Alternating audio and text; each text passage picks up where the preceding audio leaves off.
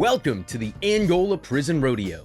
One weekend in April and every Sunday in October, America's largest maximum security prison hosts a full day of arts, crafts, and of course, rodeo fanfare. Prisoners sign up to compete in various games for the chance of winning a little bit of prize money, while onlookers enjoy watching them lose teeth and get gored by 2,000-pound bulls. Don't let the name fool you. This Louisiana prison's name was stolen from the African nation whose enslaved people once worked this land. Many reckon it's still a plantation today, complete with inmates who still labor under state-sanctioned coercion. Let's clear something up really quickly. These are indeed slaves. This isn't some sort of woke mind virus figure of speech. The 13th Amendment mostly abolished slavery, but contains a very specific carve-out for those who are convicted of a crime, which, as we'll learn throughout these interviews, can mean pretty much whatever the state wants it to mean. But let me just say that the rodeo was a blast. It wasn't just the rush of seeing bulls trample men less than a tenth of their weight, or Shia LaBeouf riz up this poor lady, or the genuinely beautiful pieces of art made by the inmates from which the prison takes a 20% cut, or Shia LaBeouf talking the ears off the rodeo participants, but it was the swampy, antebellum South vibe as a whole.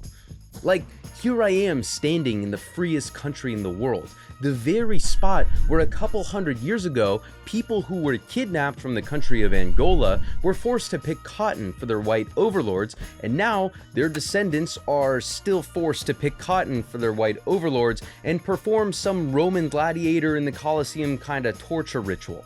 Again, that's not some sort of sick joke. Picking cotton in the fields is literally still the first job all inmates are forced to do for the first few years they're here in the prison. But more on that in just a sec. Now, attendees and prisoners weren't perfectly divided among racial lines, but it was about what you'd expect from the antebellum South with a little bit of DEI sprinkled in. This phenomenon will continue to haunt me throughout this video, but in the meantime, I've come all the way here to the Angola Prison Rodeo to answer a few questions. 1. Why do inmates participate and do they get injured? 2. How did this former slave plantation become the host of the infamous Angola Slave Rodeo? And 3. Why is all of this unique to Louisiana? To get these answers, I talked with 3 inmates about their time here in prison. Their answers shouldn't hold a lot of weight though, like these are prisoners, these are criminals, right? These are the bad guys. These are bad, evil people. This is why most of them have to be locked in cages while the public buys their art. Oh, hey, thanks for watching the video. If you're enjoying it so far, consider subscribing. I'm trying to hit 100,000 subscribers by the end of the year, so that would be super awesome. And if you want to support the channel more broadly, consider copying the link to share this video and then spamming it in the chat of your favorite live streamer, and hopefully they watch it on stream, or they end up banning you. Really 50-50 on that one, so good luck, but it'll be super helpful and I appreciate your support. Enjoy the rest of the video. Nonetheless, we very rarely actually get to hear their side of the story, so let's very quickly answer the first question. Why do inmates participate and do they get injured? Why did you participate in the first place? Money first. Yeah. The answer is fairly simple. Inmates participate because of the prize money. Even though the rodeo has historically brought in millions of dollars that has historically been controlled in secretive private bank accounts, the prize money for any of these games is usually just a couple $100.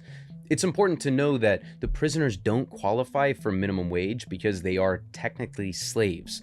If they get paid, their hourly wage can be as low as 2 cents an hour for backbreaking work like picking cotton. How much do you get paid to come out here? 2 cents an hour. The prospect of winning a year's worth of wages dwarfs any physical harm they might endure in the process. But this risk isn't really a hypothetical. Have you ever participated in the rodeo? Oh yeah. Yeah? I'm standing here all cockeyed right now. Broke my back in a way. You broke your back in the rodeo?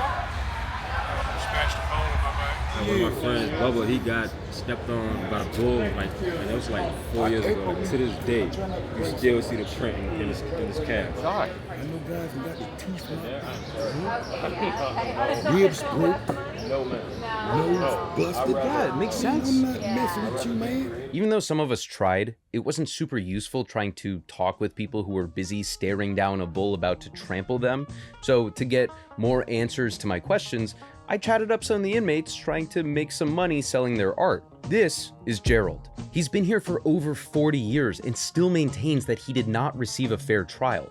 He's a pastor and a local leader here in the prison. Gerald understandably claims that Angola is still a slave plantation. 100 and something years ago, this used to be a slave plantation. It is still a slave plantation. Yeah. I was going to say, how do you feel about that? I'm totally opposed to actually being considered, a servant of anybody. This leads us to answer the second question: how did this former slave plantation end up being the host of the infamous Angola Slave Rodeo? What I mentioned about the 13th Amendment is of course important, but what really matters is the material reality of what actually changed since it was passed. Angola was initially multiple massive slave plantations owned by the largest slave trading firm in the United States.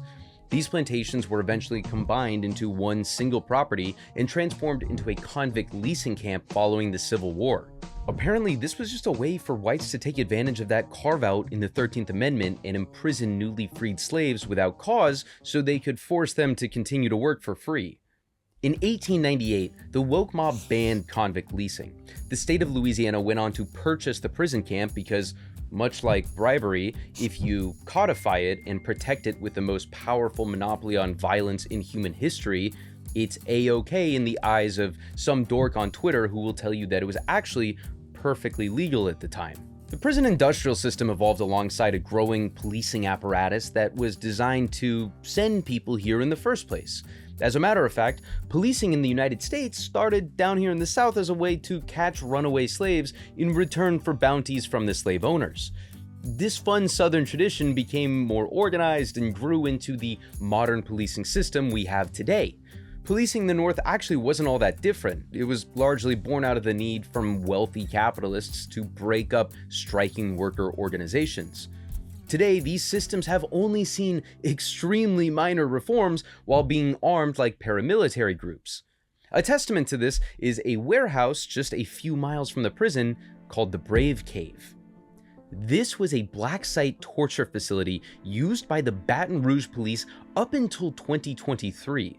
One notable case from the Brave Cave includes officers beating 21-year-old Jeremy Lee so badly that the local jail refused him admission because he so desperately needed medical treatment for his broken rib. He was eventually charged for resisting an officer, which means that there was no reason for his detention in the first place. Another very cool and normal example was Turnell Brown, a grandmother who had windows that were too tinted. Officers pulled her over, found a bottle of Adderall and Xanax in her car, and forcefully took her to the Brave Cave, where they proceeded to do a strip search and poke flashlights up her vagina before eventually releasing her. The irony was, she legally had prescriptions for both of those medications. But, and I'm not joking here, when the police department investigated their mishandling of the case, they kept track of everything on sticky notes. A bunch of them unstuck and disappeared, so they missed the 75-day deadline to investigate the incident. No hearing ended up being conducted. If you wrote a fictional story about this, it would suck, because people wouldn't believe how fucking absurd the situation is. And I felt a similar degree of absurdity when talking with the second inmate, Carlos. Carlos came to Texas from El Salvador to play music.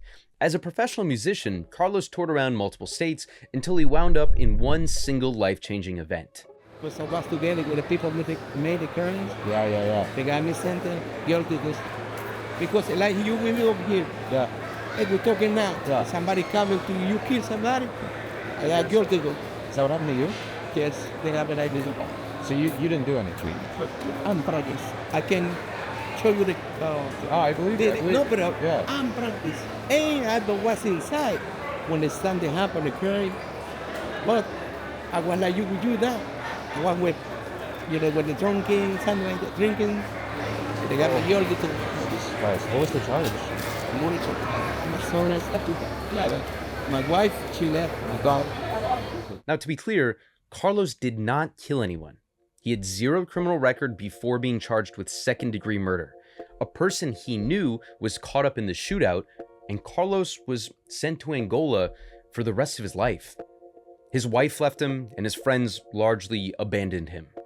And it's hard not to think about America's violent right-wing death squads that wreaked havoc on the social fabric of his home country of El Salvador that led him to leaving and ultimately being locked up for a crime he still claims he did not commit decades later. I've briefly covered El Salvador's new industrial prison complexes like CICAD, so I was shocked to hear what Carlos thought about Bukele's mega prisons and mass trials. I come from El Salvador, my country. Really? Oh, that legal in the United States. No way, you're from El Salvador. I was just there in El Salvador. Come on, bro. Yeah, I was just there a couple months ago. It's sick. Hey, It was nice, beautiful. that was nice. Yeah. With the president we have right now, Yeah, Nayib Bukele. it's nice. Autocracy. What he doing? What he has? Good. Yeah? He clean because that's a fact. Yeah. He's got some big prisons. I'm a little worried. It seems like he's throwing a lot of people in prison. It seems like it's a little... Oh yes, that's good. Right. Hearing a man who was wrongfully imprisoned for life praise the mass trials and forced labor camps in his home country was mind-boggling, but I saw a parallel that I wasn't fully expecting. Carlos's feelings weren't that dissimilar to the brown and black families attending this very rodeo, or even the black officer who arrested Jeremy Lee. Be your own people out here tripping. You not my people, dog. All right, then, you black. That don't mean stop ripping my pockets. Hey. There's a remarkable irony to the oppressed empathizing more closely with their oppressor than their own brothers and sisters. This is the core of white supremacy. And I'm not saying that Carlos is a fascist or a white supremacist, nor are the families here at this rodeo. It's like a parent telling their kid to work hard so they don't become homeless. It's a capitulation to the systems around them that are not broken nor address the material conditions that lead to these societal failures in the first place. Like if everyone is swimming in a big cesspool filled with sewage, this is the equivalent of just telling people not to swim with their mouths open, rather than saying, hey, why the fuck are we swimming in sewage when we could be in a beautiful clean pond instead? By only saying these institutions are racist, I think we neglect the broader violent history of the oppressor. We neglect the greedy desires of the wealthy and powerful to exploit and extract capital from a group they consider inferior. The boundaries by which they divide often come in the forms of race because it's the easiest characteristic to distinguish. But make no mistake, this is the same oppression felt across religious groups, ethnic minority groups, gay, queer, lesbian, trans folks, and women. I make videos because I believe we have a duty to see our fellow person as equal. That the slave in Angola is no different than a slave in a Salvadoran prison. That the landless peasant in Seoul is no different than a Palestinian whose land has just been stolen by the settler. That the struggle of the Jewish family murdered in Auschwitz is no different than that of the Chinese family murdered in Unit 731. This situation felt particularly prescient as the ICE facilities illegally detaining the likes of Mahmoud Khalil and fellow anti-genocide activists are located just a stone's toss away in this very state. And of course, I'm certainly very grateful for the partial abolition of slavery, for the Civil Rights Act, for the general righting of historical wrongs. But in talking with this next inmate, it made me question everything that I thought I knew about the criminal justice system here in America. And I knew this was the perfect opportunity to answer the third and final question: why is all of this unique to Louisiana? This is James. In 2003, James was indicted on charges of second-degree murder. They play what you call a race war. He's black. He killed a white guy. That's all we need. We got one witness say he shot and killed. That's it. It's in Angola. No fair trial at all. Is that what they got you in for? Yeah. Killing a white guy? Well, that's what they say. Were you involved? No, sir. So you were wrongfully convicted? There you is. There you go. There you go. They come right back up, one stand there, one standing from him, reaching his pocket, one pulled a black and white photo of me. I said, yes, sir. I said, what's the problem? But I felt like, damn, you went in and got it off a copy machine. You got it off a copy machine. And the officer asked me, excuse me, sir, where's the vehicle that you was driving in the shooting? Right there. He's like shocked. Now you got two different colors of the vehicle. No traces of gunpowder in my truck. No traces of handgun they ever found. But you did it. That's crazy. Oh, we have a witness, Your Honor. This shot and killed. Oh my God.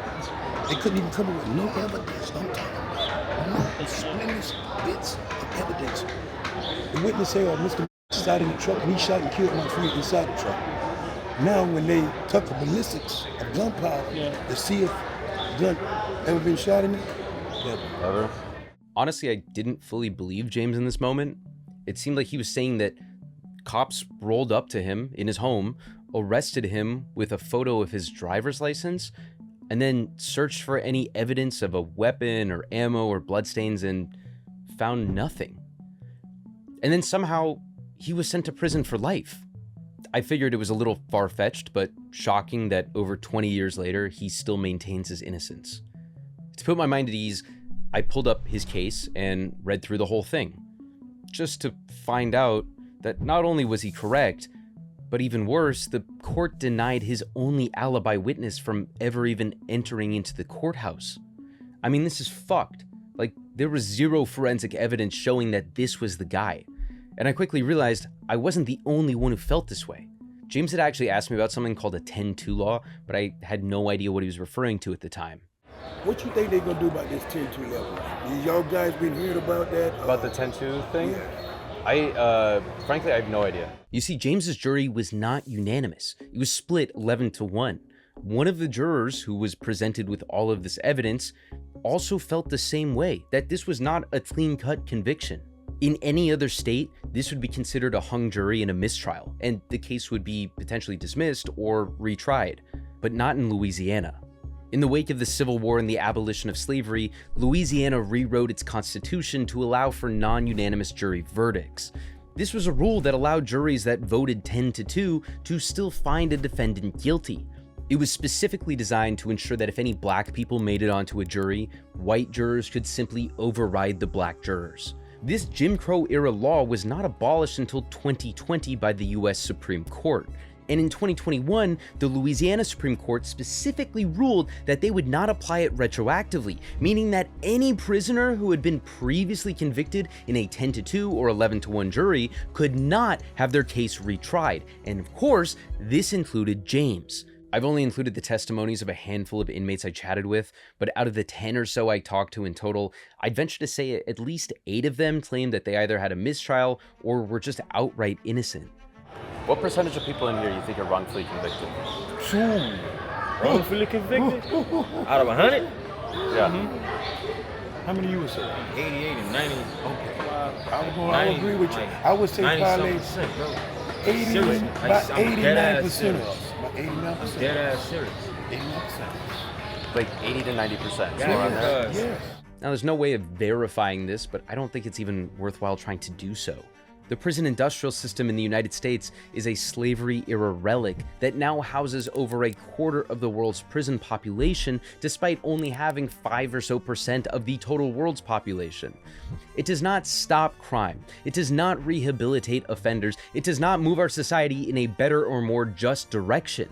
I've long struggled with a vague concept of prison abolition, but in reading Mariame Kaba's "We Do This Till We Free Us," it made me realize that even if the criminal punishment system were free of racism, classism, sexism, and other isms, it would not be capable of effectively addressing harm.